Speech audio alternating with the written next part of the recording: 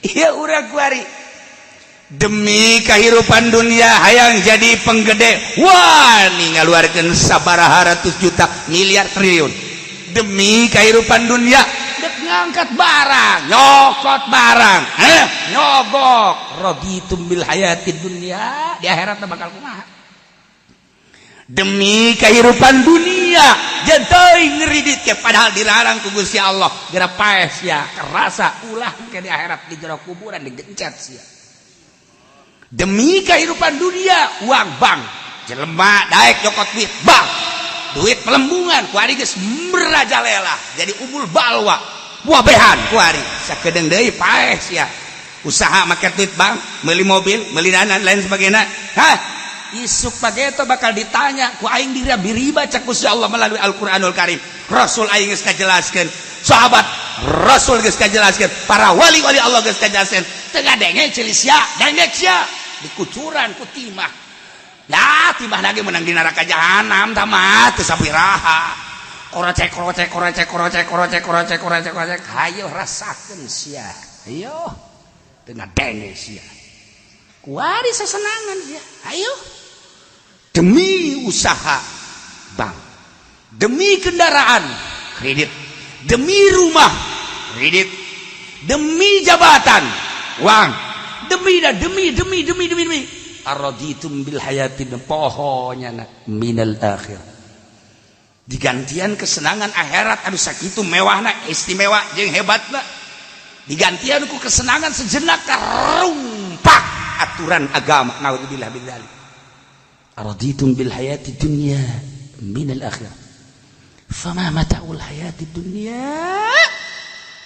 fil akhirati illa qalil aya kesenangan dunia banda-banda dunia komo urang teu gablek naon boga motor geus sampurna cat lagi make udah terbang iya aturan Jepang ge bingung ieu buatan saha cakna motor ieu caknya na ayu motor nama potongan Jepang tapi cat kuda terbang ya caknya na ayu geus teu di aku keur mah urang susah boga angkot hiji-hiji lagi betus malulu haju urang teu salat haju urang make duit kredit make duit bank dan lain sebagainya rugi ai eta mah pejabat make riba ge nyogok ge senang-senang atuh di dunia sanajan di akhirat tangka disiksa. Iya kiai nu kabere kiai nu kabere kiai lain pudoli bae kabeh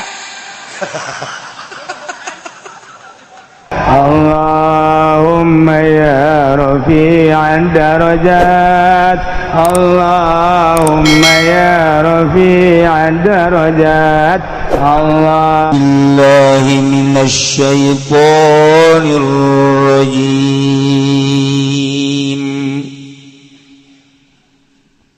ya ayyuhalladzina amanu ma lakum إذا قيل لكم انفروا في سبيل الله ثاقلتم إلى الأرض أرضيتم بالحياة الدنيا من الآخرة فما متاع الحياة الدنيا في الآخرة إلا قليل Wallahu alam bimradi wa nuzilalan dan turun ke lamada samang-samang ngajak ya kangjeng Nabi sallallahu alaihi wasallam anasa ing manusia ila ghazwati tabukin maring perang tabuk wa kanu lana ya nas kabeh fi usratin iku tetep ing dalem susah susah syiddati harin dan sangat panas masyaqqa alaihim maka abot ya kita ingat senas din turunkeun ayat ya ayyuhalladzina amanu Allah alam bimradihi eling-eling wong akeh kang padang imankeun ya lazina kabeh malakum utawi apa suwiji-wiji ku tetep kadue sira kabeh iza qila tatkala den ucapakeun lakum kadue sira kabeh apa lapad infiru fi sabilillah marintar sira kabeh ing dalam arah ngaluhurkeun agama Allah saqaltum hale ngarasa abot sira kabeh Bilgomi taifil asih kalawan dan ilgom kentan ing dalam asana fil musallasating dalam kang den cecek telu watila bihamzatil waslilan ngarik hamzah wasal ayat tabatum mobil tumadil jihad tegese telat sira kabeh lan bosen sira kabeh saking perang ilal ardi maring bumi wal qudi fiha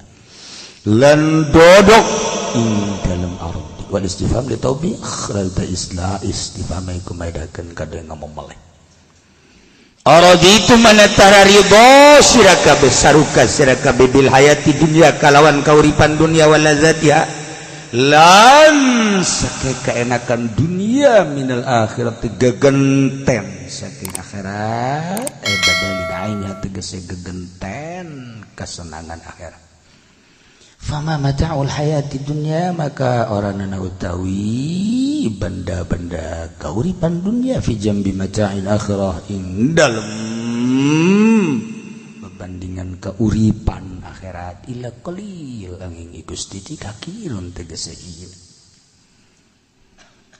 illa tanfiru yu'adzibukum 'adzaban alima وَيَسْتَبْدِلْ قَوْمًا غَيْرَكُمْ وَلَا تَضُرُّوهُ شَيْئًا وَاللَّهُ عَلَى كُلِّ شَيْءٍ قَدِيرٌ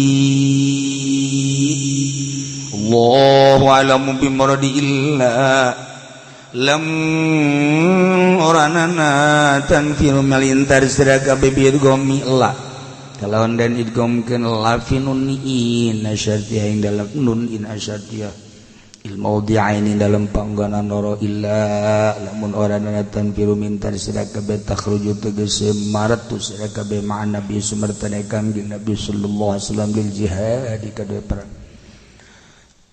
yu'adzibukum maka bakal nyiksa ya Allah ing sira kabeh azaban alima ing siksa kang sangat lara muliman tegese kang ngalarakeun wa yastabillah namriang genten ya Allah qauman ghairakum min kaum kang salian sira kabeh yati bihim tegese kan ya Allah bihim kalawan kaum badalaku gegenten sira kabeh wala tadurruhu lan orang ngamadaratkeun sira kabeh ing Allah ya Allah wan nabiyya tegese ing Allah lan ing kangjeng Nabi sallallahu alaihi wasallam syahidin suwiji-wiji bitar kita sulhi kalawan ninggal nulungi ing Nabi fa innallaha nasirun maka satuna Allah iku kang nulungi dinahu ing agamane Allah wallahu ala kulli syai'in qadir Allah ing atas saban-saban suwiji-wiji iku kang maha kawasa wa mitu nasruddin wa nabi ikut tetap setelah saking syaitan nulungi agama Allah lan nabine Allah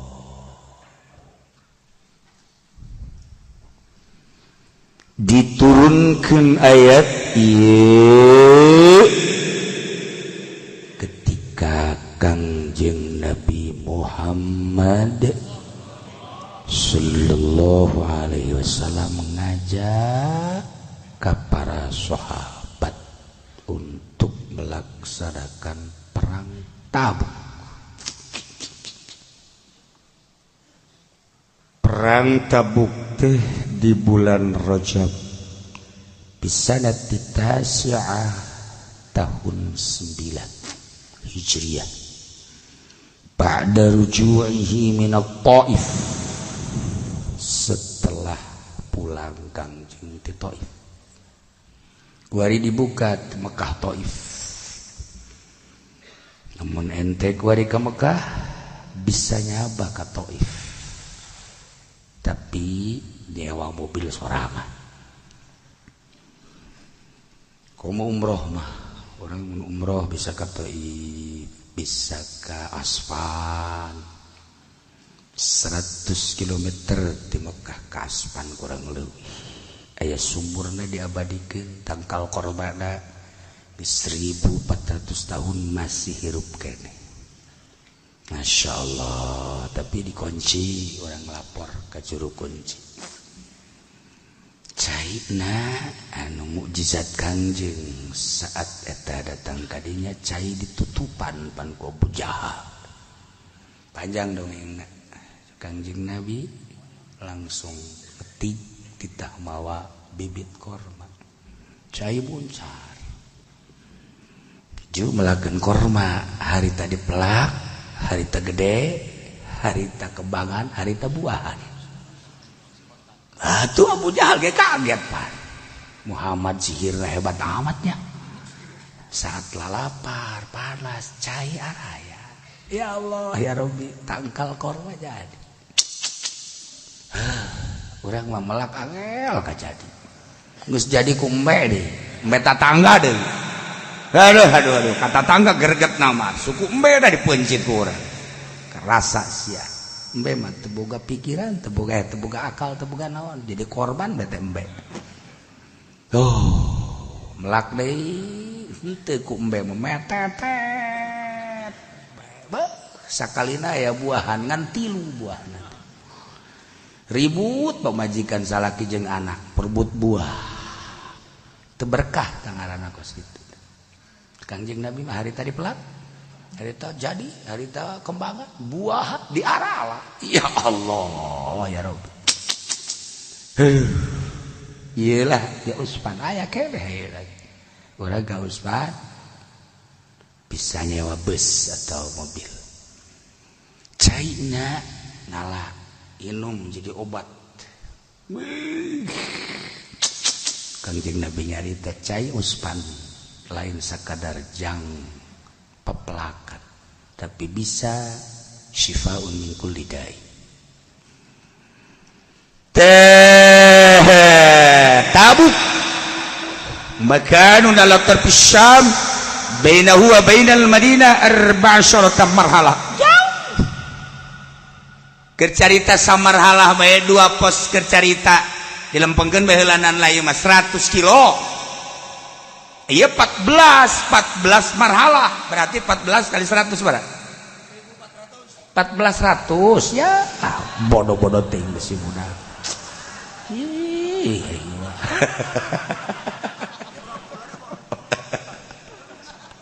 Jadi jauh. Gusti Allah lagu. Orang tidak ke Surabaya ge 800 900 dah. Mekah Madinah 444. Taruhlah 500 dilempengkeun. Ieu mah 1400. Jauh tabuk. Sasakalana nama utusan Kangjeng Nabi diutus dibunuh. Ya otomatis. Kadege ku Kangjeng Nabi bahwa raja Tabuk, gubernur Tabuk ngumpulkan jelema untuk nyerang Madinah. Maka Kangjeng Nabi langsung pidato. Para sahabat siap untuk nyerang Tabuk. Karumpul jelema 30.000 sahabat. Saat eta 30.000 lain lalaga. Diajak perang untuk menundukkan Tabuk. Wa kanu fi usratin asyiddati haringan. Saat eta jelema teh keur sararusak perekonomianan. Buanas anu luar biasa. Kabeneran musim panas eta kapan korma meujeuhna panen. Saat-saat seperti eta ekonomi keur meujeuhna susah. Korma kacang meujeuhna panen, menghadapi panen. Wadas anu luar biasa. Kangjeng ngajak perang. Bayangkeun urang. Bayangkeun. Ya Allah, ya Rabb. Tapi Kangjeng Nabi terus ajakan lana siap perang, serang Tabuk, tundukan sampai membaca kalimatun thayyibah la ilaha illallah Muhammadur Rasulullah sallallahu alaihi wasallam. Fasyaqqa alaihim enggan peperangan teh terhadap para sahabat teh masyarakat teh aya embung perang teh lantaran situasina teu mendukung.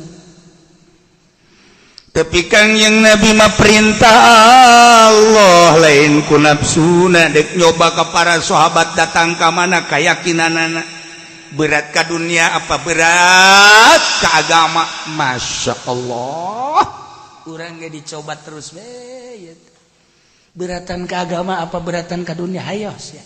Komo kiai mah ustad santri diberi ilmu ku Gusti Allah berat ke dunia apa berat ke agama. Didinya perang na jadi kiai gelok we saeutik wassalam jadi kiaina ditutup buku sigotakan coret daftar kakiaianana. Ya Allah inggis urang. Masya Allah. Kangjeng Nabi teh terus ngibarkan bendera perang, siap tempur, Tabuk serang sampai lunak baca la ilaha illallah. Masya Allah. Dimimitian ku Sayyidina Utsman bin Affan. Sayyidina Utsman teh memberikan nafaqatan azimah anu lam yunfik ahadun mislaha. Mempersiapkan Sayyidina Utsman dalam perang Tabuk asyarata alafin 10.000 onta. Lamun hiji onta kuari hargana 20 juta kali 10.000 pangitukeun cepat. Cepat ai bener siap pedagang. 200 tahun. Angel aing boga anak buah bos ge. Geus coret ku aing lah. 10.000 onta kali 20 juta. Hiji kali 2 bae ge teh becus sabudak. Paingan teh jauh teh maju-maju dagang. Oh. Eta baheula ieu lah pantes lamun Sayyidina Utsman ti heula ka sorgana tah pajaza asyarata alafin. Ya Allah di samping onta 10.000 anfaqu alaiha asyarata alafin dinar 10.000 dinar sadinar 4 gram emas sagram kercarita dilempengkeun 500.000 sedangkan 10.000 dinar sadinarna 4 gram sagramna 500.000 kalikan 500 coret ku aing sia minggu hareup geus teu kudu gaji sia. Masya Allah kalkulator otak pasang.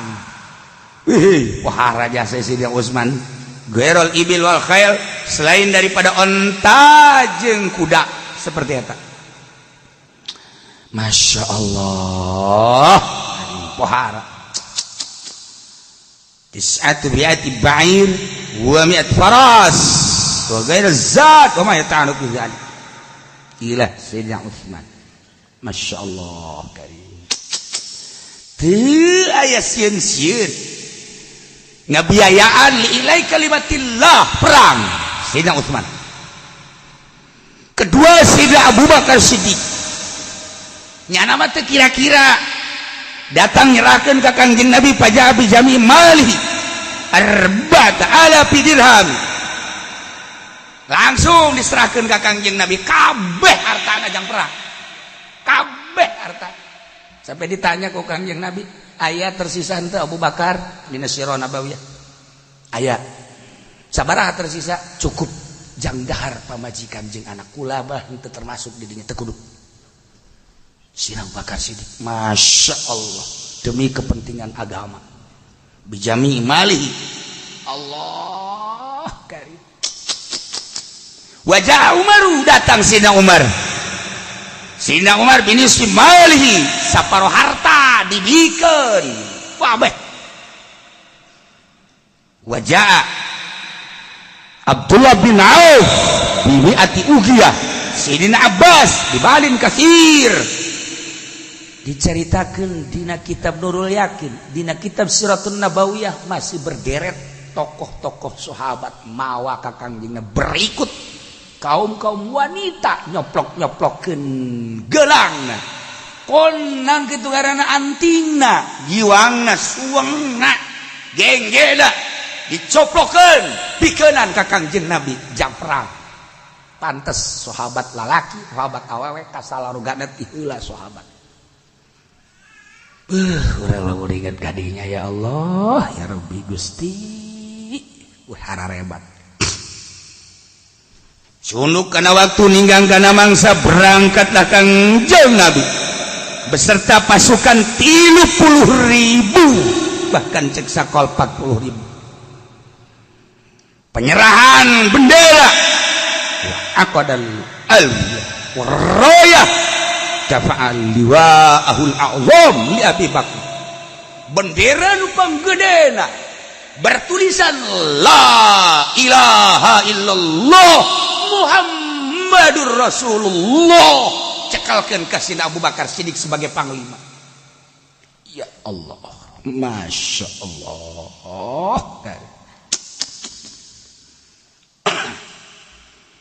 Rayatul Uzma li Zubair, bendera kedua dibikin ke Sina Zubair ku Kangjeng Nabi.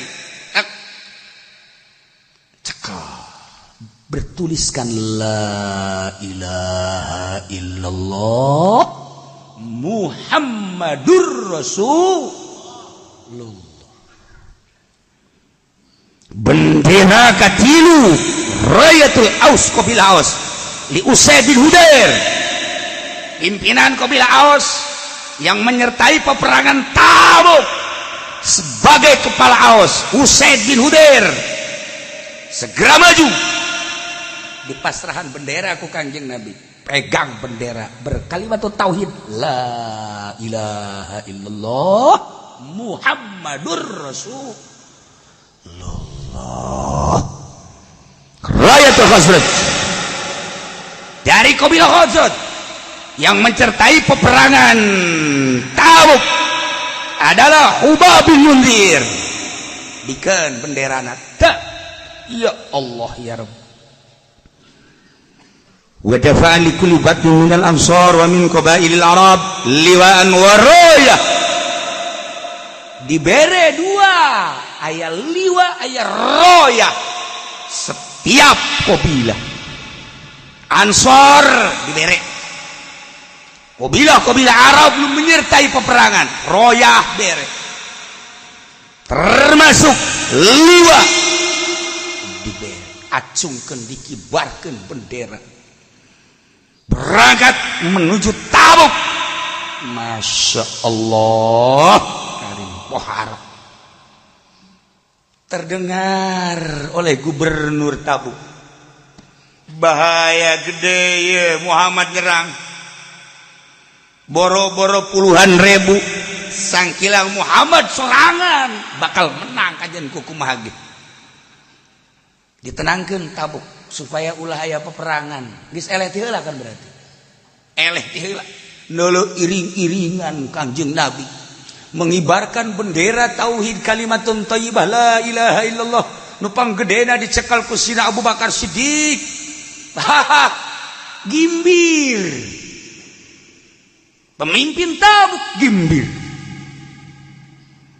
Padahu Yohanna,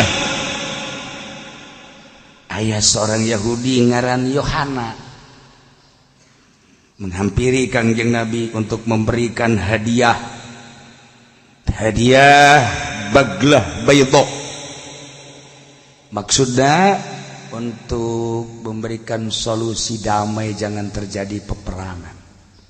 Maka Kangjeng siap untuk damai, tetapi bayar upeti jizyah. Ketika tidak dilaksanakan, kami tidak enggan-enggan akan menyerang tamu, maka siap tunduk untuk membayar upeti. Ya Allah ya Rabbi, iya turun ayatnya. Ya ayyuhalladzina amanu ma lakum idza qila lakum unfiru fi sabilillahi tsaqaltum lepat isaqaltum terjadi hal mun dibongkar ku ahli nahum saru ajeng ya ayyuhalladzina amanu alladzina taismau sulamanu tafsilana wal mausul masilati fi kuatil mustaqqa saru ajeng ya ayyuhal mu'minun malakum tasaqatum digomkeun tanah dina asalna masalna tasaqatum bil musallasah. Ieu pagawean budak leutik ngaji tasrif. Dak letik gaji tasrif tah ieu kunaon jadi isaqaltum asalna mah tasaqaltum asalna pisan mah tasaqaltum dibuang tanu awalna tasaqaltum urang Arab mah tara ngamimitian kalimah dimimitian ku suku cadu mundur haram dampak salah tanta ngomong hal cadu mundur haram haram arang mimitian urang Arab aku sukun maka setelah tata sakoltum disukunkeun takna atuh kabege ngomong bahasa-bahasa Arab aduh bahasa nu ngomong bahasana kinayah ulah dimimitian ku sukun atuh kami mah tarik hamzah wasol tek isaqaltum idghamkeun isaqaltum mentek malakum idza qila lakum unfiru fi sabilillahi saqatum wahai para mukminun malakum kunaon maraneh kabeh ngarasa berat ngarasa embung ngarasa males ngarasa enggan tina perang ketika idza qila lakum infiru fisabilillah di mana diseru ku bahasa infiru fisabilillah berangkat dalam rangka ngaluhurkeun agama Allah kunaon haju cara ricing bae ilal ardi ngeunah-ngeunah cicing di lembur bae di imah sorangan tah dicarekan ku Gusti Allah. Ai salat kita kusaha ku Gusti Allah, puasa kita kusaha ku Gusti Allah, zakat kita kusaha kita ku Gusti Allah. Mane darek siap ai perang kita kusaha kita ku Gusti Allah. Kok lambat sih lamun ditita perang mah? Dengar omong sahabat. Jauh caknya. Bersiko tinggi. Loba nu balik ngaran. Sedangkan waduh pemajikan bahenol orang Arab ke biasa nyebut bahenolnya emang orang mana pemajikan sia Subang wah iya orang Arab buka buas pemajikan Subang anyar kene sakena masih kene ngejepret dipakena bahas aku bahas karet embung perang ya embung perang.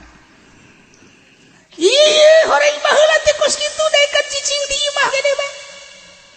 Baheula mah perang. Kuari mah kita ngaji, kita ngaji. Idza qila lakum infiru fi sabilillah di mana diseru ditita kunaon atuh maraneh kabeh lain ngararaji ngaluhurkeun agama Allah berangkat sabilillah ilai kalimatillah ngaluhurkeun agama Allah. Kok maneh make embung kene bae berat kunaon emang? Warung nu nungguan. Warung, ruko nu nungguan. Masyaallah. Kan balik ilal ardi manehna ngeuneunahan di imah bae. Coba nanyakeun ngan utas ngaji. Bener. Jadi pengen dibalik. Masih ngaji? Ngaji atuh di jelema mah. Ngabahas naon? Ngabahas naon? Akur lah jeung batur. Ente nu dibahas naon? Aya nu dibahas mah. Naon? Nyaho sakola kitu. Sakola sakoltum tolol. Dasar ngaji aja lawan culang cileuk heran. Teu khusyuk jasa. Awakna mah di majelis, hatena mah atuh di karung. Allah.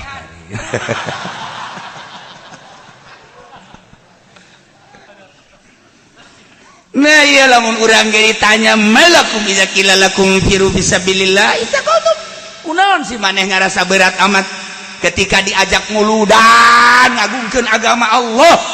Ngamuliakeun ka Kanjeng Nabi kok berateun amat sih. Lah ya kitu-kitu keneh cak cenah teh muludan nah ieu. Kunaon maneh diajak ngaji. Urang ngaji ku di sekitar muludan Rajaban eta ban. Hayu. Berat cek dia teh. Emang kunaon sih teu daek gaji majikan. Kunaon? Teu bisa ditanya puyeng aing. Emang kunaon teu bisa ditanya gagu. Gagu ngadadak. Aing mengaji babanda bae lulu cek dia teh kudu mawa bekal bedek ngaji teh. Emang atuh asal 3 minggu bon. 3 minggu bon. Masyaallah, isi pemajikan apa juri ciu kos kieu. Kadang aku pemajikan atau dasarna ribut batur ngajinya nama ribut iba ayat aja lu menukos gitu bisa kau tuh berat Masya Allah kan ilal ardi wa qudi fiha maksudna isi pamteli taubeh yete dijejel ku Gusti Allah tolol amat, boloon amat maneh teh idza qila lakum munfiru di mana-mana diseru dititah kita berangkat fisabilillah ngaluhurkeun agama Allah teh maneh mah ngarasa berat nanahonan ja perang aya wakayat teu paeh mah waka can paeh mancan bae di imah bae ge aya can paeh mah teu bae ulaku gara-gara perang sieun ka paeh janu teu perang ge nu di luhur kasur paeh bae janu perang ge waya salamet bae tetapi sarua pada perintah Allah kok diabaikan si perintah Allah nah iya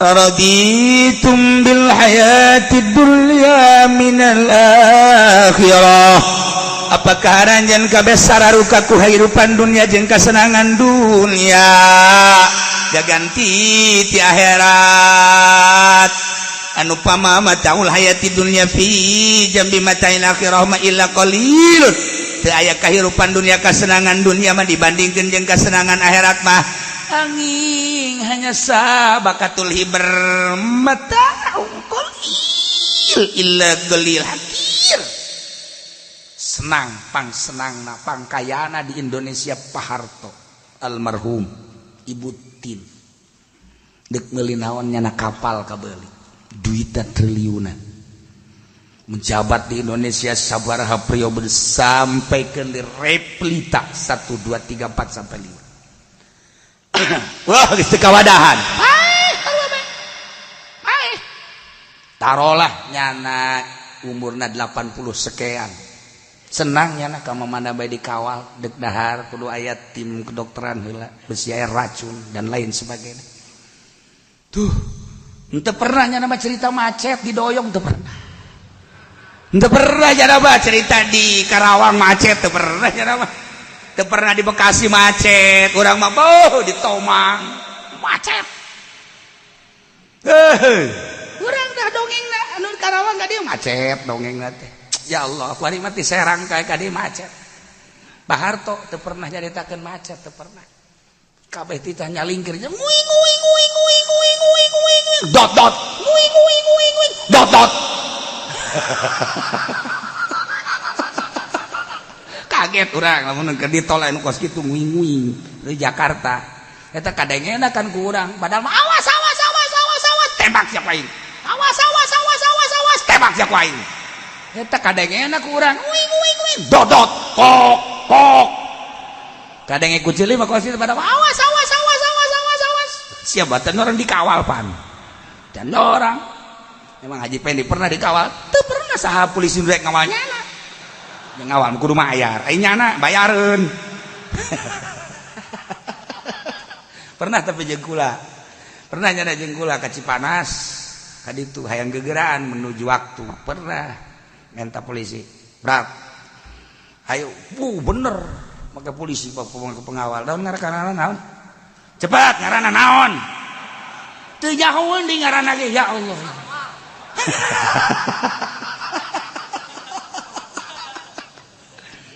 Watu dikawal ke polisi. Watu puncak karena seot kudupan nuturkeun polisi orang datang lah ka Cipanas. Datang ka Cipanas teu bisa ditanya mabok aing cakna. Lain mabok lalagan uger. Dikawal ku dikawalna. Ai jelema lembur mah tuh geus kitu. Mantak urat pi menterian acan dong kono presiden. Mabok dikawal maboknya nama. Ulah cakna kiai ulah deui cakna. Dunia muter cakna.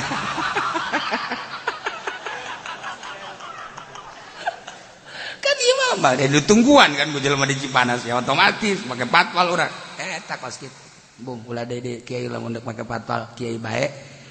Kitu kuari geus ngomong bae kula mangke nang angkot bae cakna. Puyang ge. Emang kumaha urat jelema mah kumaha urat.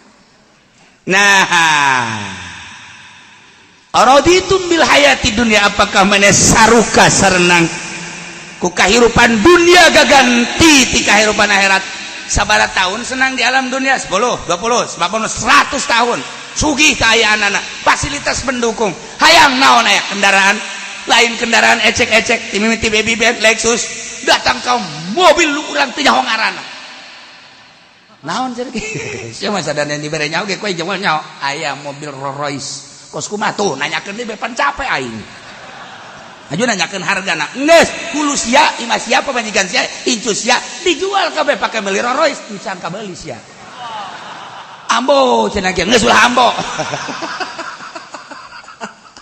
tah ieu batur makan ku sekarang itu mobil teh bae masyaallah karim hotel nu mana bae kabeuli ku manehanana wanita nu mana bae kabeuli ku maneh dahar isuk-isuk di Paris sore di Inggris masyaallah ka Prancis paeh nyana di urang loba nu sarapan ka Singapura dahar balik ka urang lain saeutik urang Indonesia da urang Indonesia lain ti urang mah ka Kelapa Gading bae ka BSD bae geus babanggaan urang mah asa aing batur mah tah nyarap teh nyarap ka Singapura mandi ngising beres balik ke Indonesia emang teu sakitu kitu orang Indonesia kos gitu eta nu make duit urang ya emang aing teu nyaho ini saha cenah saya kesebutan rahasia dong kiai nu mantak nyaho ka ajak bertuh sia suuzon ka aing tah iya balanja ka Singapura nu gambar ajak balanja ke Paris nu balanja ke Holland nyawa si Holland tuh Nederland mana tuh hayo Nederland nah iya belah raja belok kiri eta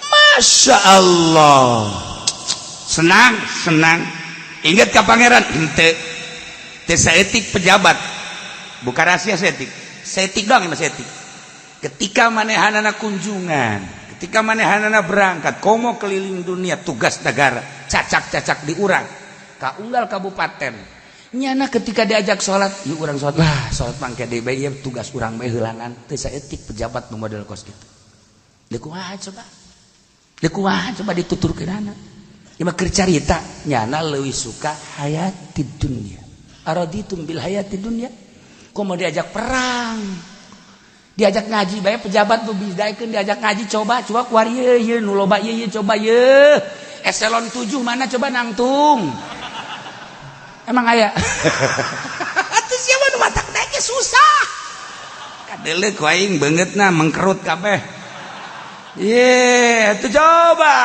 anu sararugi daekeun cicik di majelis embung daek ngaji jauh di mobil embung ngahiji jeung urang kadenge geus kunyana kajeun geus kajeun pajar aing teu nyaho aing aya deres teh dek ngaji keneh deres masalah ngan ieu keur carita urang makan ngahiji kan nyana mah embung ngahiji jeung urang besi kotor bajuna komo ngahiji jeung nyana kagesek atuh kotor atuh kambe pan singkurucun pan segala rupa urang mah masa kalida make parfum nang meuli di mingguan teh ngahutang 500 hangit lain bau lain seungit hai pan pejabat bau sat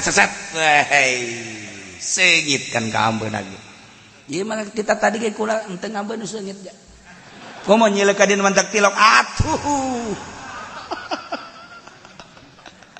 ya Allah nah araditum bil hayati dunia apakah kamu marane kabeh senang suka dengan kehidupan dunia nu sejenak waladati ajeun kalimatannya sakedeung 10 tahun 100 tahun andai kata sampai 100 tahun bandingkeun jeung akhirat abadal abidin wa amadal amidin surga anu kesenanganana hese caritakeun lamun carita gedung istana lain batu Cisoka urang ngebangun batu Cisoka kahujanan jadi tanah deh baheula kuari mah tuluy parah henteu aya nu kitu anu henteu kicek urang Cisoka bu aing ge jualan batu atuh bongana beureum na make beureum tuh beureum naon aja baheula mah di Cilongok kan nyarinan batu baheula orang Cilongok teh sarua dibantingkeun bae ge dibantingkeun tilok peupeus orang Cilongok mah mun nyieun batu jarago orang Cilongok ah cenah kiai ye keur leutik kula ieu nyarinan batu di dieu teh bantingkeun ka hulu anakna tilok nanaon ai kahandap sarua ajur iya urang kuari demi kehidupan dunia hayang jadi penggede wah nih ngaluarkeun sabaraha ratus juta miliar triliun demi kehidupan dunia dek ngangkat barang nyokot barang nyogok raditum bil hayatid dunia di akhirat bakal kumaha demi kehidupan dunia jenteu ngeridit ke padahal dilarang ku Gusti Allah geura paes ya kerasa ulah ke di akhirat di jero kuburan digencet sia demi kehidupan dunia uang bank jelema daek nyokot duit bank duit pelembungan kuari geus merajalela jadi umul balwa buah behan kuari sakedeung deui paes ya usaha make duit bank meuli mobil meuli nanan lain sebagainya hah isuk page itu bakal ditanya ku aing dira biriba cek Gusti Allah melalui Al-Qur'anul Karim Rasul aing geus kajelaskeun sahabat Rasul geus kajelaskeun para wali-wali Allah geus kajelaskeun teu ngadenge ceulis sia dengek sia dikucuran ku timah ya timah lagi menang di neraka jahanam tamat teu sabiraha korocek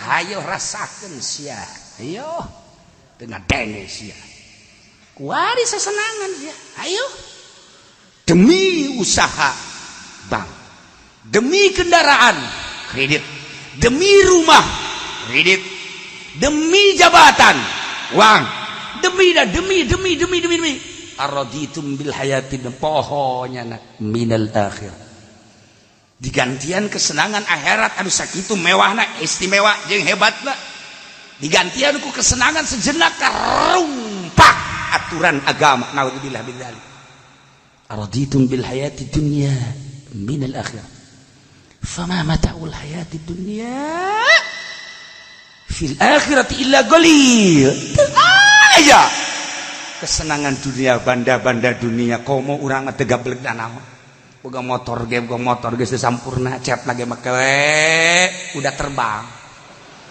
iya tuh orang Jepang ge bingung ieu buatan saha cekna motor ieu ceknya na aya motorna mah potongan Jepang tapi cat kuda terbang ieu cekna aya kaha geus teu di aku keur mah urang susah boga angkot hiji-hijina ge betus malulu haju orang teu salat haju orang make duit kredit make duit bank dan lain sebagainya rugi ai eta mah pejabat make riba ge nyogok ge senang-senang atuh di dunia sanajan di akhirat tangka disiksa ieu kiai nu kabere kiai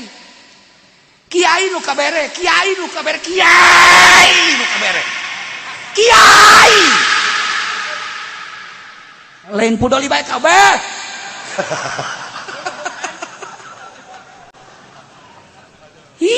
duit pajak Coba direnung dunungan.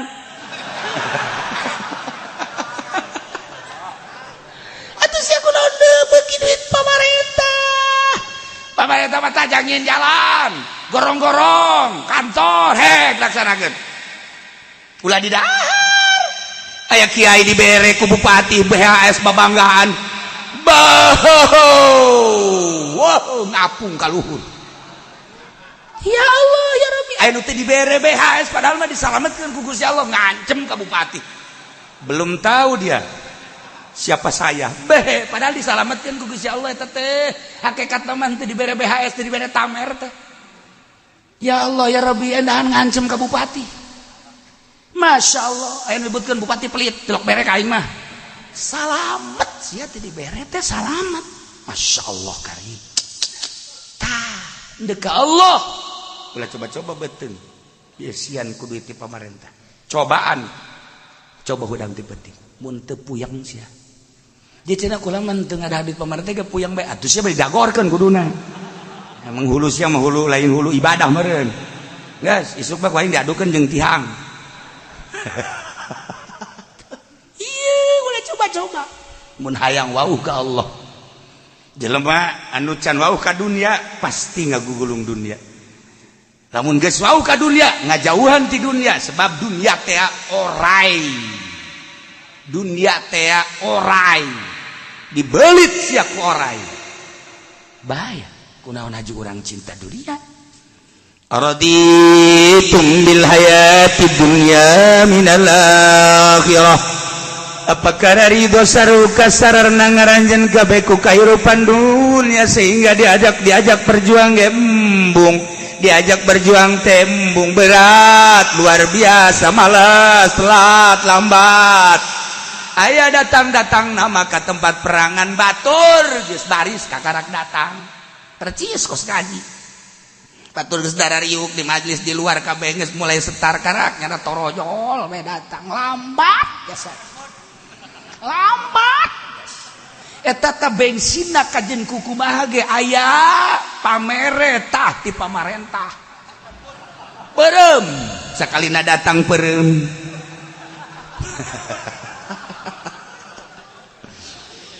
Araditum bil hayati dunya minal akhirah. Atuh maneh suka amat resep amat kana kahirupan dunia diojol tina kahirupan akhirat, padahal mah kahirupan akhirat anu luar biasa indahna, kahirupan akhirat senangna, kahirupan akhirat teu sakitu puarana. Kok kuari diojol ku kahirupan dunia nu sajenna rugi amat. Fama mataul hayati dunya fi jabbi bata'il akhirah illa gal. Allah ya nu ngomongna Allah. Kanjeng Nabi lempang Mina ndek ti Mina deuk ka Arfah. Tah, di dieu ngaliwatan naon? Mina deuk ka Arfah. Baheula mah Kanjeng Nabi kan ti Mina ka Arfah. Urang mah ti Arfah deuk ka Mina ngaliwatan naon? Muzdalifah. Derek ngajawab. Poho. Nyenang lagi we ke liwat mananya? Ke liwat mana? Ulah be liwat Rajab deui. Abong-abong aya mitohana teh di Rajab. Di Muzdalifah Kanjeng Nabi. Nanggi bangke embe.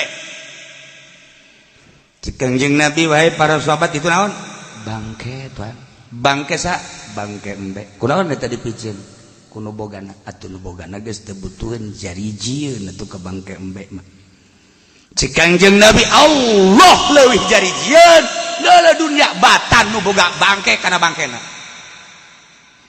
Andai kata dunia mulia menurut Allah mal dibikeun seteguk-teguk acan ka kafir.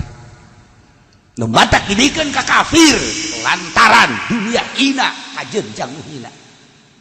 Eta bahasakan lain lalagaan berarti kan urang ulah resep kana dunia, ulah hayang. Ieu mah pan kontrak politik, kontrak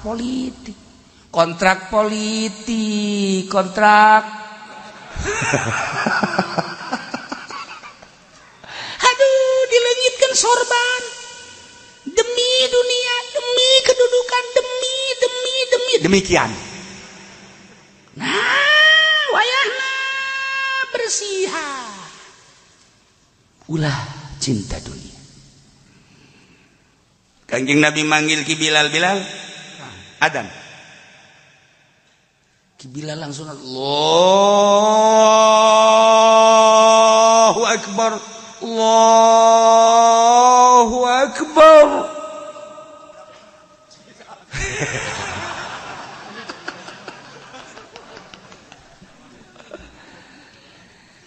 Begitu Ki Bilal azan jelema kabeh nu keur macul, nu keur ngaput, nu keur cicing di imah, nu keur dahar kabeh stop.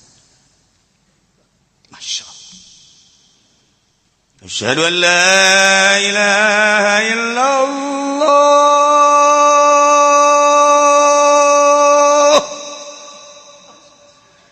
Tilok kayak di lagam-lagam lempeng cara di Maroko. Di Maroko lah lempeng aja. Jadi mati nyawa jadi tilok udang subuh. Atau lama ditanya emang, kula dongeng di Maroko adzan lempeng nya kieu we emang naon? Ya teu ngadenge. Ya Allah, ya Rabbi. Sakitu mongpongan ka hotel, mongpongan siang arti mongpongan. Mongpongan. Teu ngadenge nya mah. Emang Mang Haji hudangna jam sabaraha?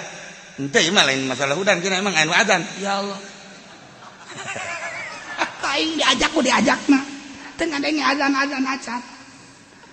Ketika aya angin teh aya angin tas dahar pan tas dahar teh aya angin. War.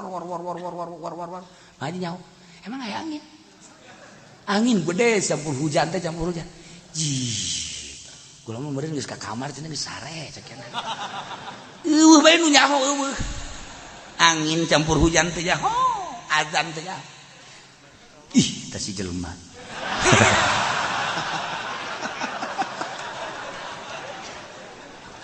Yo. Tah. Terus sampaikan ka hayya 'alas shalah.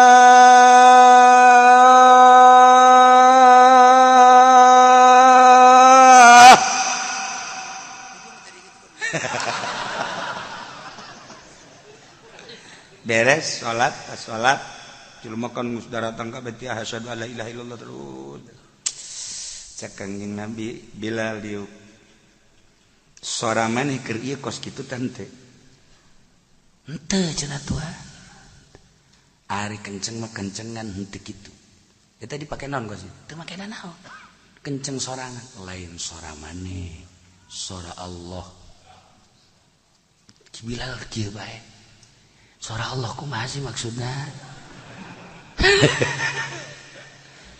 ruh maneh anu diasupkeun ka jero kuari geus bersih sehingga eueuh hijab ketika anjeun azan maneh nyaon teu Bilal aya naon kadenge kira-kira 600 kilometer ti dieu ka Serang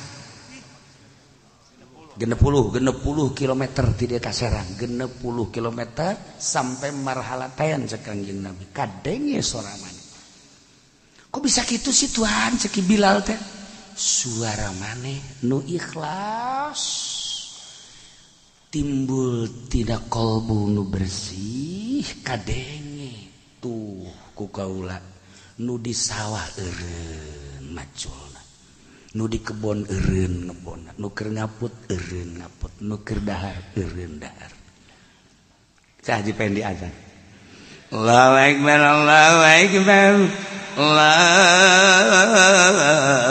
aya agama aya ngan eta sorana kitu Allahu akbar asyhadu an la ilaha illallah asyhadu teu boga duit eta azan asyhadu an la ilaha illallah keur ngarokok ge goblok teh azan saha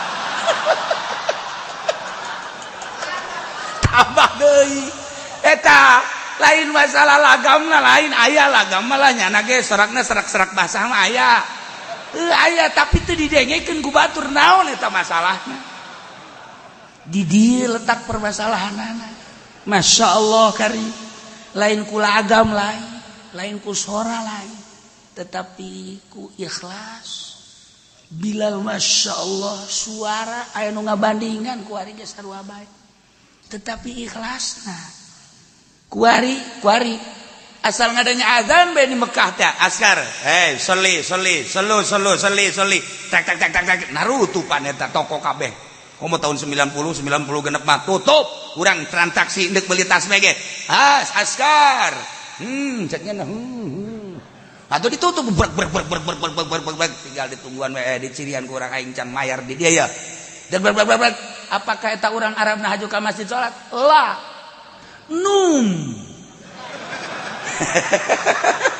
Sare jangan dijeruk. Tanyakeun coba ke kamu Mukimin tanyakeun urang Arab nu nutup apakah nyana salat henteu di jero hees. Kok nyahoan mukimin sarwana. Mukimin mah ngabarengan jeung nyana. Ta eta gunaon eta? Suara azanna sakadar nu dikaharepkeun teh ngeunah merdu. Gitulah kayan. Kiai sarua bae. Ketika kiai ngaji, lebat boh dinahuan, bae dimantekan, martilnya na mawa asal ngaji bae ge. Ya Allah ya Rabbi bilagahan. Dah. Tapi jelema sakali dua kali balik. Lain masalah kurang nyahona dina ilmiah, lain kurang hebatna. Mungkin nyana doktor, mungkin profesor, mungkin julukana buya, mungkin berbagai kemungkinan anak. Tetapi kunaon henteu dinikmati kolbuna suarana lain timbul tina ruh nu ikhlas. Seperti eta cek anjeun Nabi bilang ditanya deui nyaon teu maneh bilang aya naon tuan nu ngadengekeun lain sakadar manusia saha malaikat di langit ngadengekeun suara maneh kabeh mantak digerakkeun manusia ketika anjeun azan nu lap-lapan til 60 km masih kena kieu. Bilal ngeunaheun amat azan. Bilal kadenge didengekeun. Lap-lapan suara masih didengekeun. Urang mah di hareupeun masjid. Bahkan anu ngomong gitu bandeng budak azan. Eta kan kalimatun thayyibah. Kalimat syahadah. Teu menghargai nu mantap teu dihargaina, nu macana teu menghargai deui. Mantap cek Jalaluddin Rumi. Orang yang merusak keutuhan kebangsaan akan dirusak kembali. Eta bahasa Jalaluddin Rumi. Orang yang merusak keutuhan kebangsaan, keserikatan negara akan dirusak kembali. Bahasa Rumi Pohara Jasa. Kok bisa gitu? Sebabnya sekedar di lisan, tidak ada di kolbu. Akan dirusak kembali. Jalaluddin Rumi sabaraha tahun geus maot. Tetapi ketika kurang dibaca bahasana, ya Allah, jangan sekali-kali bahasa Jalaluddin Rumi. Nu matak jelema nu ngomongkeun bakal diomongkeun deui eta ti Kangjeng Nabi. Jangan sekali-kali merusak keutuhan bangsa dan negara. Dah akan dirusak kembali. Jangan sekali-kali melantunkan, menjunjung tinggi kebangsaan dan keserikatan bangsa akan dirusak kembali kalau tidak dengan hati nurani. Jalaluddin Rumi kiai ngomong naon bae ge teu didengekeun kolbuna lain ngaji dunia akos kifudali mah saudara-saudara jadi kita ini harus kadengen nama kos gitu padahal amplop kutub Rabbani wal Arifin Soma dan bakakak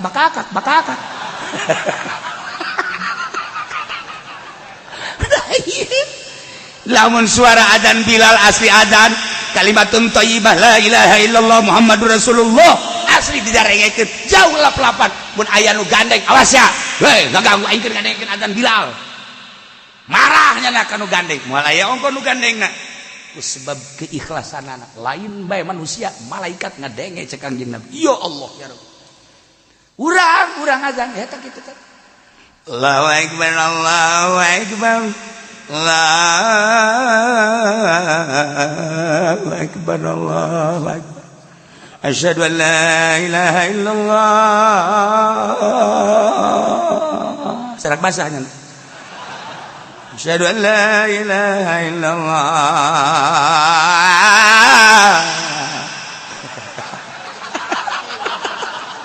nyana ge culak-cileuk tatangga ngadengkeun aing tante ya nyana mah atuh tas azan teh leuleut jandela aja unu ngadengkeun goblok cenah asyhadu anna muhammadar rasul ayo kulantara unu ngadengkeun asyhadu anna muhammadar rasulullah asyhadu anna muhammadar rasulullah cek tatangga pan kitu amat azan sugan teh unu ngadenge nu aya mah teh dibaguskeun ku aing eta azan talai goblok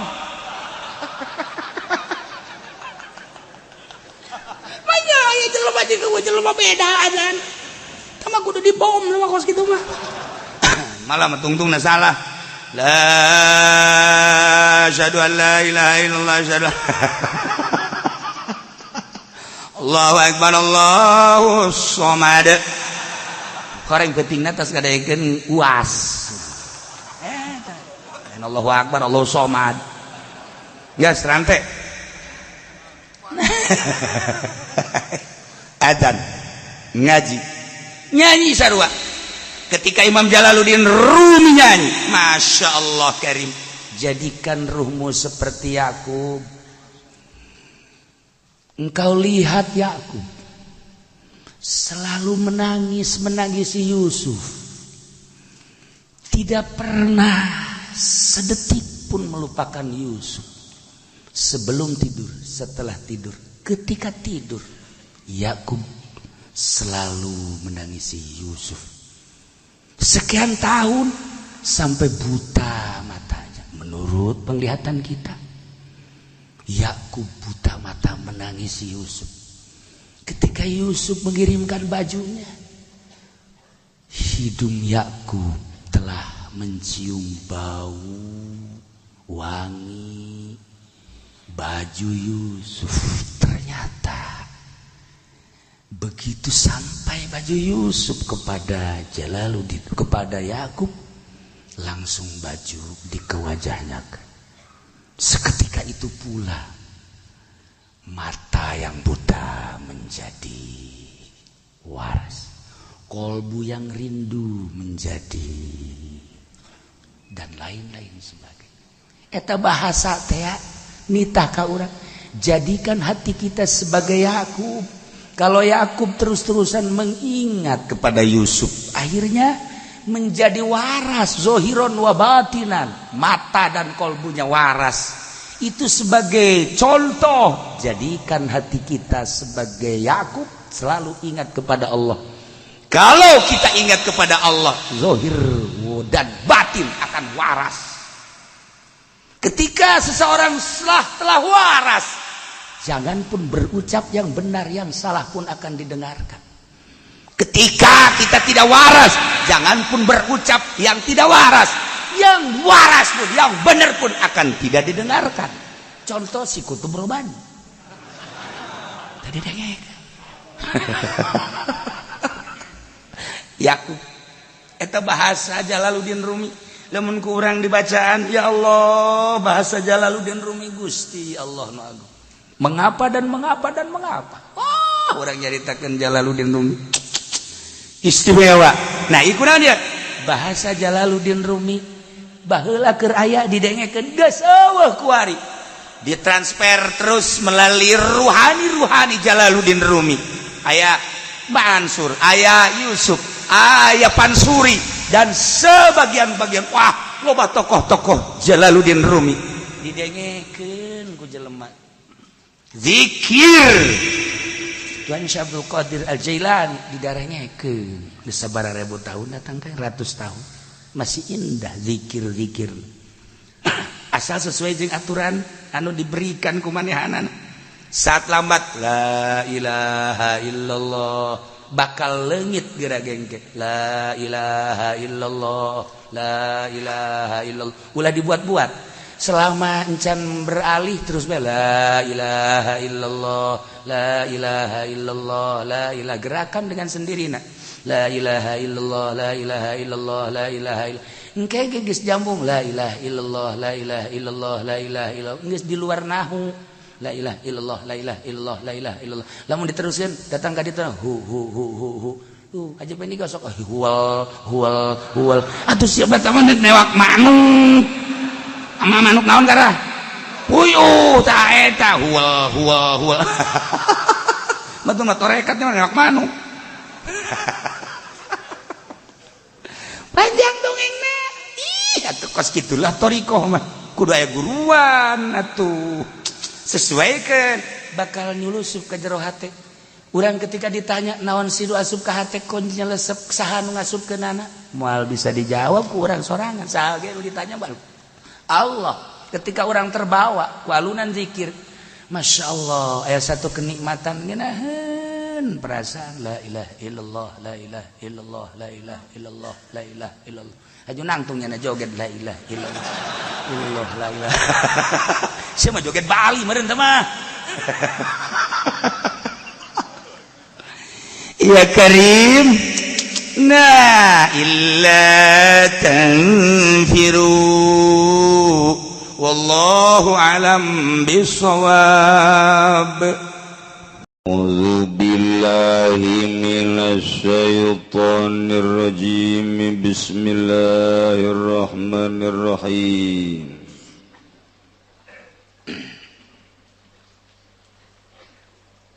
Wa 'alaiha irda'u waladiha laba lan iku wajib ing atase utawi nyosoni ing anake allaba ing puhan wiwitan mabadahu gari-gari dalam sahusana yurda ilam yujad ilahi alamun waratin nemu angin sopaya wa ajnabiyatun atawa wadon kang bangsalian wajaba yurdahu maka wajib apa nyosoni ing walad wa in wujidat alang lamun tinemu ya karone lan ajnabiyah lam tujbaril maka ora den paksa sapa mboke in ragibatu ayaman kuatu abi maka lamun demen ya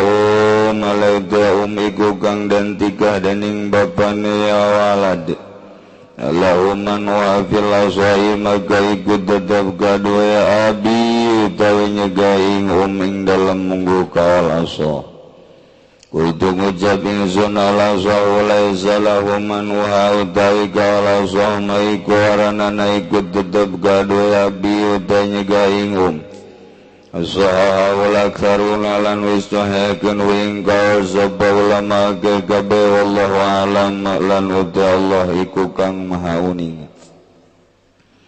ini tafaqa maka lamun mabakat ya karane lan abi wa tarabat dan nyupriya umujada mitlin ing buruhan umpama ujibat maka dan subadanan yaun al-fawqaha tawain dalam zadu kuring ujrat mislin fala ujibat wa kadha intabarat ajnabiyatun radiyat bi'aqalla fil azhar wa kadha lan halika ikilahum lamun gawe karena Allah sabawadon gang bangsalian adawai ya ajnabiyah kalawan uburuhan kang leuwis titik kang leuwih kedik fil azharing dalam mungguh kaul azhar il azharing dalam mungguh kaul azhar.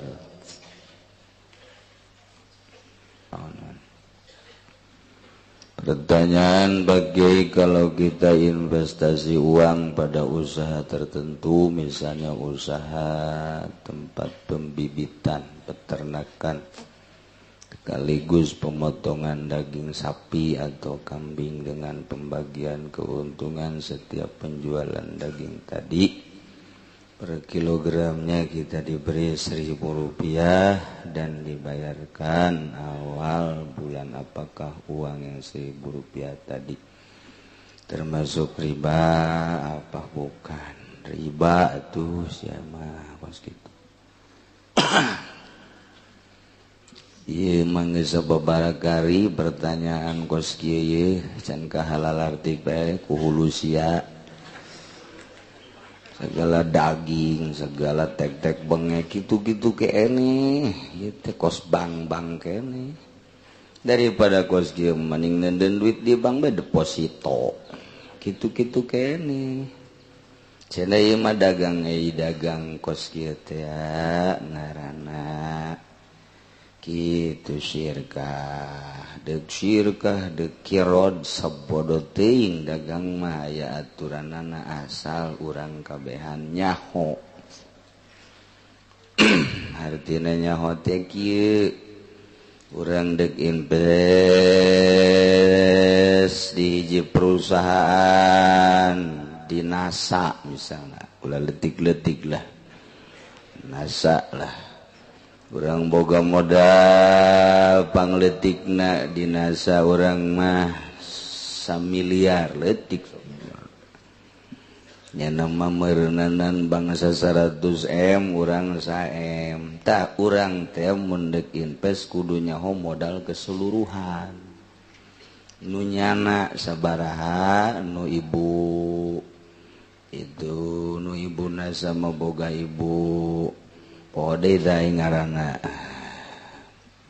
nya urang 1 miliar nyana 100 miliar nyaho tah harga modal keseluruhan geus engkena untung babarengan rugi babarengan ke kalkulasi urang deuk dibere sabaraha persen itu teteh mun cenah ieu bagina bagalna teh bagi 10 9 nyana urang hiji rugina geus kitu keneh nyana rugi 9 urang rugi hiji jadi karugi-rugina kudu babarengan ieu mah pan kos kitu teh hayang untungna doang per kilogram dibere 1.000 ai modal kabehan nyaho teu mun 10 urang jadi sering sabaraha duit kudu dikanyahokeun perjanjianna untung bareng rugi bareng kitu tah henteu teuk ceuli aing datang ka kitu bae ge cak aing teu mending nenden duit di bank deposito sakalian ngerebek ka neraka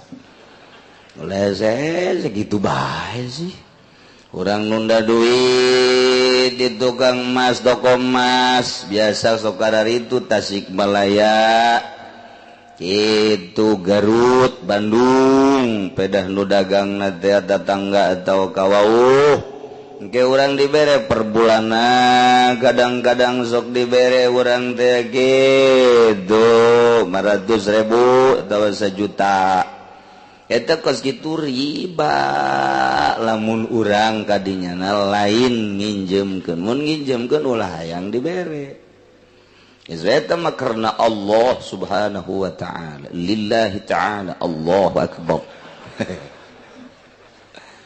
mun hayang untung atuh kudu pasini ye kula boga modal ye jecek tukang emas ayeuna urang babarengan ayeuna sabaraha dinya modalan ye nu kula ye adalah 100 juta tah nu bapa sabaraha kudu dikanyahokeun nu tukang emas tah sabaraha ai urangna doang mah nyaho itu teu jaho riba ngaranna ieu kudu nyaho nu bapa sabaraha nu kula mah 1 miliar oh kula mah 100 geus jadi engke pembukuanna tiap bulan kudu dikanyahokeun ku kabehan pan babarengan dagangna manya babarengan nu nyahona tukang emas doang urang henteu ih pikir atuh ku hulu sia ai babarengan kudu nyaho geus kumpulan nih 100 sebulan sekali atau seminggu sekali penjualan poe anu tanggal sekian ieu sekian tuh jadi sebulan keuntungan sekian nya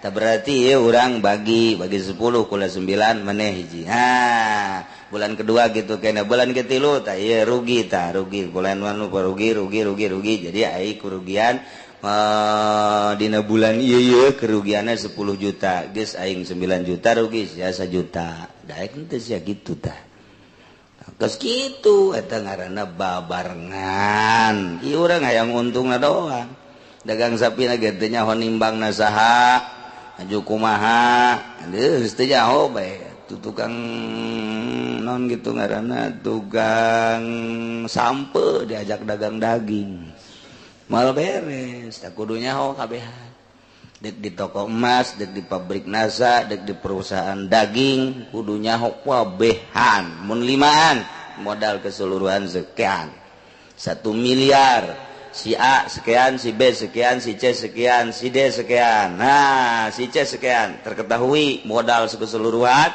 ti A B C D E tah kanyahoan kuari ndek bagi kumaha itu geus untungna bareng rugi bareng ieu mah pan lain mun da duit di toko emas sebulan ngalir giliran rugi bae dicokot pan duitna Pak gara-gara lah ieu mesti kabulu bahaya cenah ieu duit dicokot embung rugi mah embung rugi eta geus kitu riba geus dikieu-kieu ge riba bae kajian kumaha kecuali nuturkeun sakumaha tadi saya punya hutang sama orang tua tanpa diketahui oleh kakak dan adik saya sebelum sempat bayar kedua orang tua saya telah wafat bagaimana cara saya membayar hutang tadi atau harus diserahkan kemana gampang kadiekeun bae ka aingkeun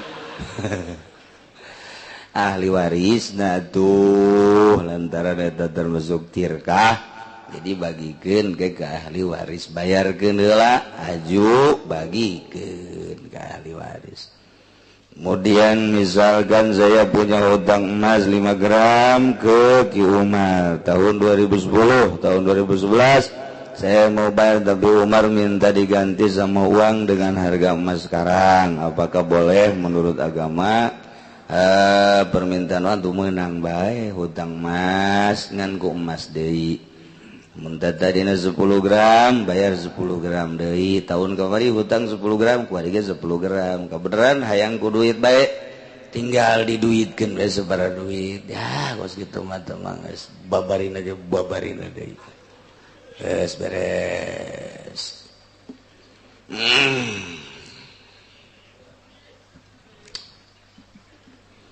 urang nuluykeun masalah soal nafkah sarwiti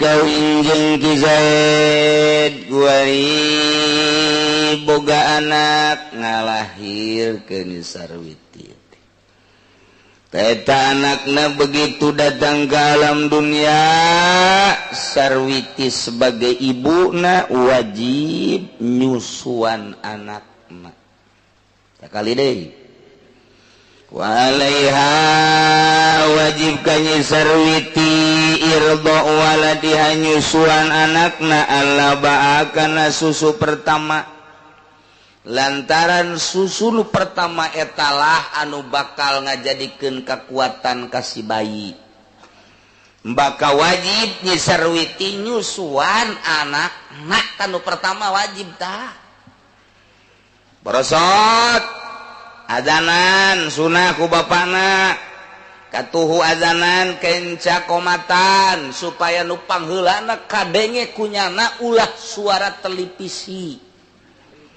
ulah suara HP jauhkeun HP beusi keur borosot nang minung nah kadenge oh iya berarti ulah jauhkeun tina suara-suara kitu azan Allahu akbar ngadengikeun orok teh oh sakieu ge urang di azanan nonton TV bae komo mun teu di azanan meureun baheula oh masyaallah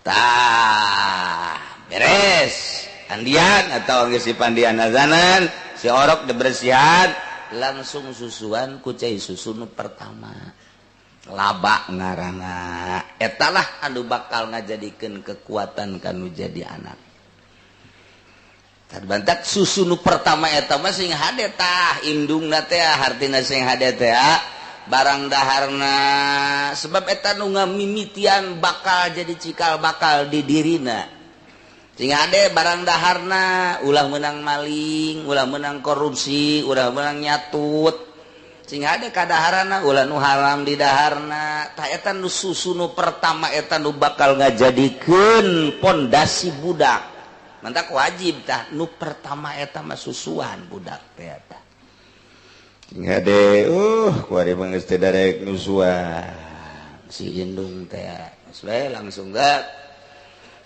bung cenah langsung susu sapi sesuai make susu sapi mentek kagedean lagi atuh geus bae nya teh aja ngarasa sapi anak sapi kaditu teh geus kulantaran ngarasa anak sapi atuh neuleuh bikang teh kadituna atuh ongkos sapi bae kumaha neuleuh bikang main ceklak bae eta gara-gara teh disusuan ku indungna akibatna nyana neuleuh mangsana teh sakumaha sapi bae geus eueuh kaisin tadina teh disusuan ku indungna wayahna sakari deui ka indung ieu mah kalah salaki mah teu kudu nyusuan teu kudu nyusu malah mayung mah kuduna ka indungna wajib nyusuan anakna begitu borosot lahir wajib tah si indung nyusuan anakna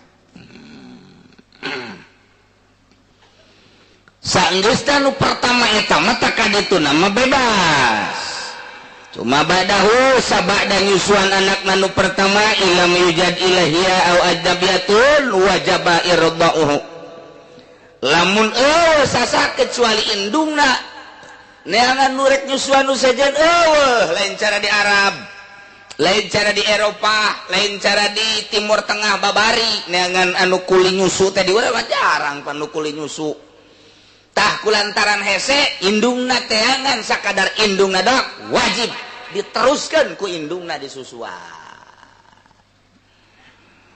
lamun aya nu sejen lamun nu sejen aya nu siap nyusuan kakarak menang disusukeun ka nu sejen pokona mah sahabat mah nu aya saenggeusna nu pertama mah teu meunang ku sasakudu ku indungna bae lamun eueuh kadang-kadang indungna eueuh cai susuan ulah waka disusuan ku sasaeulan ulah waka bere bae madu bere bae naon bae cai beas ke mal kebel di asana wadang ya budak eta ku indung nungguan indungna supaya aya cai susuan ya resepna cek Imam Ghazali ngadaharlah bangsa sayur mayur nu loba bangsa senggang kangkung jeung sajabana tangke subur cai susuna susukeun ka anakna nu pertama mah tungguan ulah disusuan ku sasaha geus beres susu nu pertama tak kakarak mun sasaha ku indungna deui mun aya nu sejen indungna ngameunangkeun mangga bapana ngameunangkeun mangga disusuan kudu sejen ieu ka urusan nyusuan mah geus rapih agama deuk kumaha deui deuk kumaha deui Masya Allah ieu nu jadi masalah teh kuari mah ieu ngalahirkeun ieu nu jadi masalah teh asana bidan cukup jangka neraka kos kitu bae teh tepuguh tekaru di USG padahal normal lantaran lamun normal mah cukup ku 1 juta 2 juta tapi lamun di sesar mah 8 sampai 10 juta sedangkan rumah sakit teh ngejar target eta tah nah maka disalahgunakeun USG tinggal USG urang mah urang bodoh urang lembur teh nyaho malang teh nyaho nyungsang teh nyaho ari-ari naik ka luhur geus teh nyaho we disingseun waduh ini kalau seminggu lagi tidak lurus nah ini harus disesar geus ceurik bae utang hitung bae aset nu aya naon ieu sepeda kempes warung bangkrut asana ya kontrakan can di aduh bingung bae ngabingungkeun jelema cukup bidan teh dokter teh tah jangka neraka mah nyingsieunan jelema bae cukup gara modar ge gara iya tuh emang kumaha gitu kubu-kubu batur geger bingung mudah-mudahan salamet masmat kadituna maca surat Maryam kadituna maca surat Yusuf kadituna maca surat wasiqal ladzina ittaqau ila jannati zumarah hatta idza ja'uha wa futiyat abwabuha tata ditiupkeun ku bapakna kana leungeun diusapkeun kana beteung diusap sing ada beteung. Nang mesti salah aing ngomong. Sakali deui beteungna. Beusi kieu ke dibaca diusap ka handapan. Cek pamajikan handap caki uci ge. Aing ban nu jadi tatagalnan tah. Masya Allah. Eta abe babari kaditu nama cawasya kalan surat Zumar terakhir surat Zumar kadituna haza hatta idza ja'u wa futihat abwabu hatta aya wa futihat abwabu hatta faul wa futihat abwabu wa qala lahum khazanatu assalamun alaikum tibtum fadkhuluha khalidin. Tiupkan ka dia fut terus usapkeun ka pamajikan urang ti luhur ka handap ngusapna abe babari maksudna abe babari kaluarna baca deui bismillahirrahmanirrahim siyaqal ladzina taqaw ilal jannati sampai tadi fadkhuluha khalidin tiup usapkeun tuh jampena babari mah USG gitu dia USG waduh ini tali ari-arinya di atas ini disingsieunan kecuali serius masalah guys tapi ieu 99,9,9 deui nyingsieunan wayahna lah coba urang sambil neangan duit sebagai dokter sebagai bidan sambil urang nulungan Allah Maha Uninga malah mah kudu cara madukun baheula manok bagus jasa ieu mah geus tenang bae masalah ke disangsurkeun ku umat dilempengkeun eta ngangeunaheun kanu hamilna ulah boga pikiran ku manok ya ieu mah geus bagus jasa tinggal nungguan waktuna doang tuh geus nikmatkeun jasa ngeunaheun tah jeung madukun mah baheula teh kos kitu barang loba bidan WSG waduh ini mah udah kalau enggak besok ini bahaya udah saya sarah aja disingsieunan geus sababaraha macemnya sieun nya teu boga duit kapan geus macem-macem jasa ta eta teh nyingsieunan kitu teh doraka kitu masyaallah na di akhir zaman mah beuki canggih beuki sararieun baheula mah madukun diusapan digedog diluruskeun masalah nok di meja bagus padahal mah aya masalah tetep di bejana masalah ke ku emak dibantuan mana salah kina di tengah heujeun pamajikan anu ngalahir salakina anu ngaheujeun ngabantuan ceknya mah naon beureunan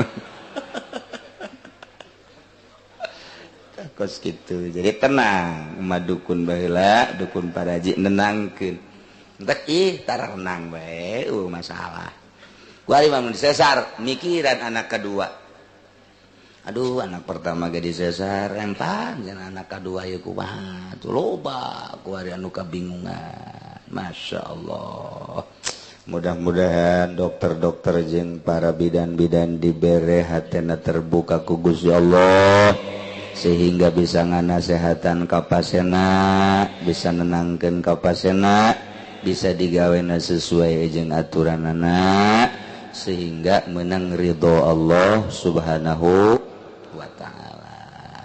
Ngeunaheun jasa muncak bidan teh ja bagus nanaon geus iraha meuleus geura datang we geus kadecan meuleus mah teu kudu kitu pangeunaheun tah ke bae cuma lain ini harus segera wah ini bahaya cek teh datang maka rumah sakit teh ieu teh itu diimpus henteu dan nungguan heula ini baru pembukaan satu tapi ini urut pembukaan satu udah tidur aja ada di situ 5 poe pan HS teh lain saya aku nunggu dibayar ceknya nama naon mun HS di mushola mah bebas mana eta mah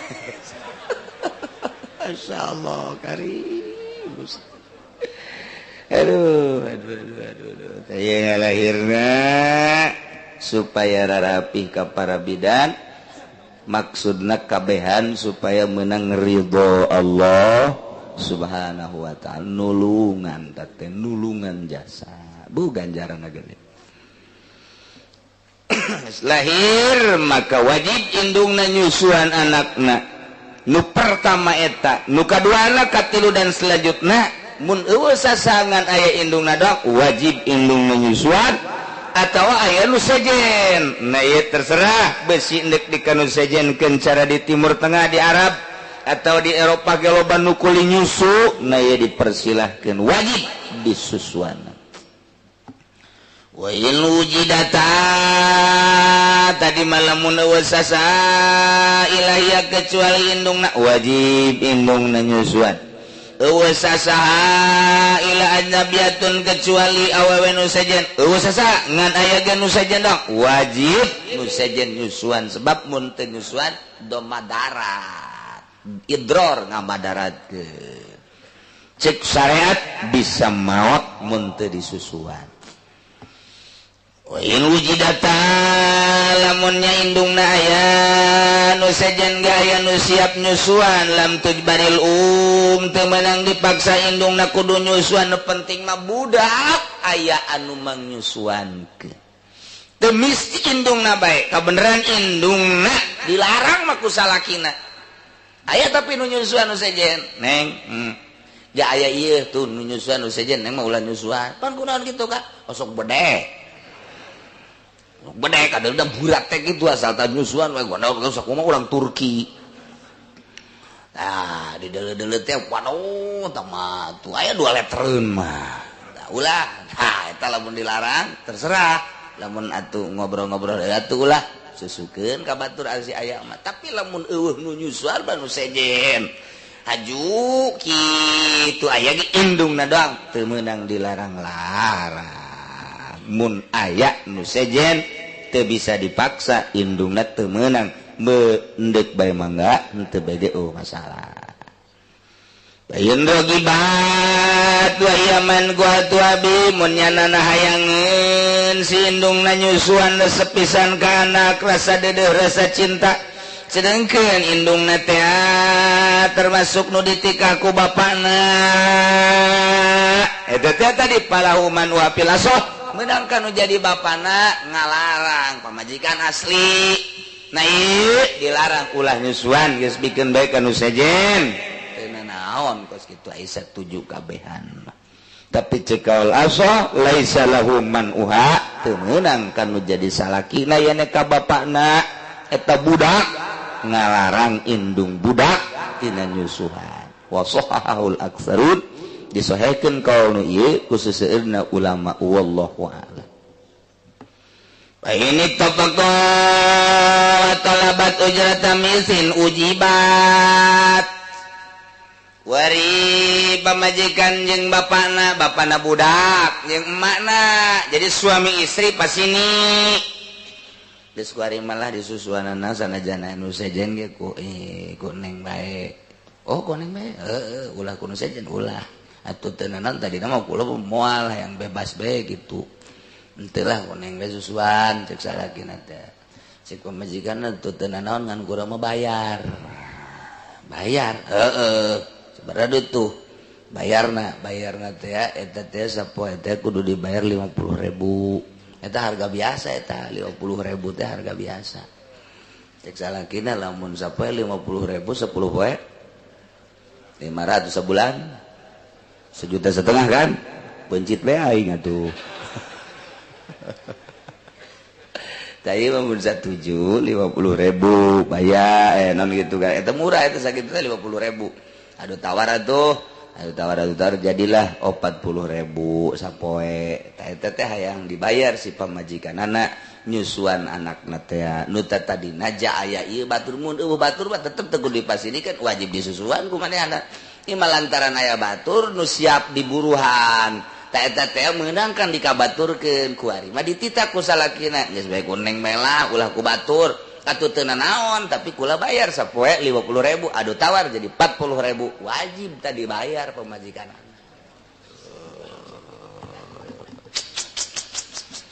gitu ya sehingga deh kebaliknya aja yang minta bayaran deh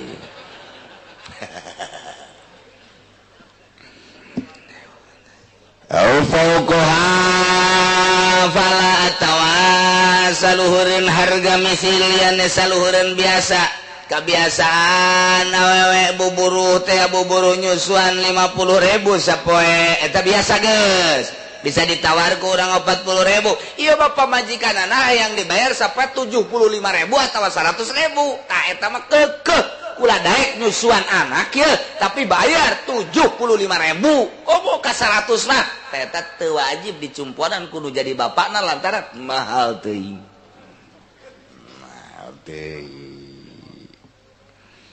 wa kadza in tabarra'at ajnabiyatun radiyat bi agol fil azhar kitu kene seperti indungna in tabarra'at lamun gawe karena Allah deungeun awewe tatanggana awewe kawauhna tawa deungeun nya siap menyusuankeun karena Allah ka eta teh dipersilakeun sakumaha kos indungna bae Auradiat biakola tawarido ku harga nu leuwih saeutik tibatan harga umpama harga misilna 50.000 tapi nya nama ridoeun tapi nya nama siapeun ku harga leuwih saeutik batan 50.000 cukup bae cekna 20.000 mangga teh teuing tina ujroh misil nu tatadina 50.000 ieu mah geus 20.000 bae mangga wajib lain mangga wajib diijabah kuno jadi salaki naku bapak eta budak gitulah urusan nyusuan ya mantak urang ka pamajikan kudu bager lantaran pamajikan geus mangnyusuankeun anak urang pamajikan atuh ka urang ka salakina kudu bager lantaran nyana diurus kuno jadi salakina geus silih bala lager mantak naon jeung moal kebeli di alam dunia mah geus lamun salaki bager ka pamajikan pamajikan bager ka salaki begitu maot ka salalorga kabehan pan indah jasa masyaallah coba mun salakina galak jasa jeung pamajikan mah sabar pamajikan anak ka sorga salakina ditinggalkeun ka puntennya kula mah ka sorga ti heula ji panatu sia meninggalkeun aing atuh bongan kakak baheula sok nampilingan kula ditumpakan ongko ditampilin ongko ban kula ayo mah kula mah jadi ditaka ditu ku malaikat ka sorga ji atuh kakak ditinggalkeun atuh kumaha kakak bae teh mah dadah cak pamajikanana bo budak didadahan ka sorga ih panu kabina-bina entak wayahna kanu jadi salakina bageran si pamajikan ge bager ka salakina moal karabel deui urang teh bakal ninggalkeun dunya wallahu a'lam bissawab.